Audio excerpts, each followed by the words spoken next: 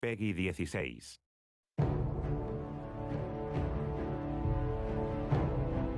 July update is filled with a couple of updates. I mean, things that the community has asked for. It's got PvP changes that people have been asking for. It's got the raid layer prestige. We've got the summer event that we're shipping. Solstice of Heroes is the event that the tower is celebrating. You're going to go into the tower, and from the tower, you'll talk to the event statue, which is it's cool, like chiseled statue. Kind of like Josh Hamrick, chiseled. He's as chiseled as Josh Hamrick. You'll talk to the statue, and the statue will send you to a special event space of the last city. From there, we'll take you into the first of the challenge missions, and that's where you kind of get the first taste of the reimagining of that campaign mission on a higher difficulty. There's stuff that you didn't expect to make it so players feel like, oh, I've played this before, and then they get hit right in the face with special new bosses. Yeah, there's definitely some parts in some of these missions where you'll need help. Bring your friends. Yeah, it's always fun when all your buddies are dying with you. Moments of triumph are what the players are actually going to be doing all the way up until Forsaken. And if you actually complete your moments of triumph, then you may get a special shirt, which you're not wearing today. No, I should have worn mine today with my name on there every year. Yeah.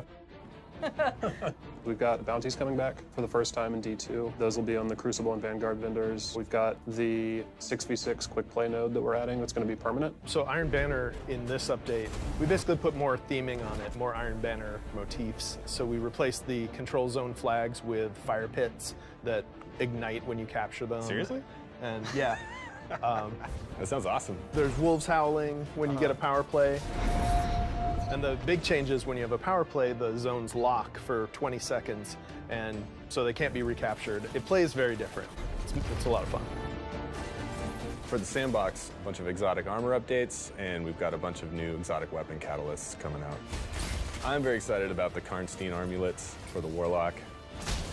Magic. Vampire Claw. Yeah, you're going to be magicking and vampiring and fireworks.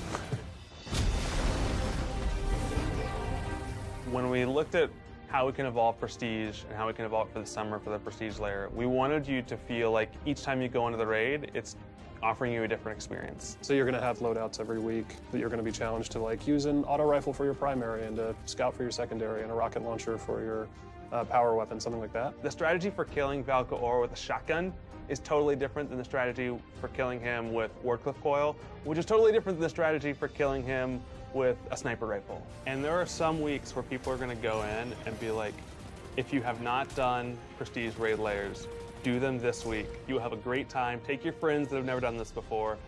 And there are other weeks where you're like, oh, this is hard. Like, I don't know how to do this boss with this weapon, right? Like, how do we make this work? And we're excited about seeing that week-to-week change. One thing we haven't talked about is actually the rewards from the Prestige raid layers are power level 400 weapons. So you get the power level 400 armor from Solstice of Heroes, and then you can get all the way up to 400 for your character by getting the weapons out of the raid layers. So if you want to be rocking 400 when you go into Forsaken, you're going to have to go into these raid layers and find a way to sort of come out on top. Yeah, it's really about trying to find the balance between the things that we just need to address with the game, like things that need to be better, bugs that need to be fixed, and then continuing to give them things that they weren't necessarily expecting. We're trying to give players more things to do, new things to do. Yeah, I think people are really going to like it. One of the biggest things for Solstice of Heroes for me is that as long as you have the base Destiny 2, you don't necessarily have to have the expansions or anything else. Everybody can participate.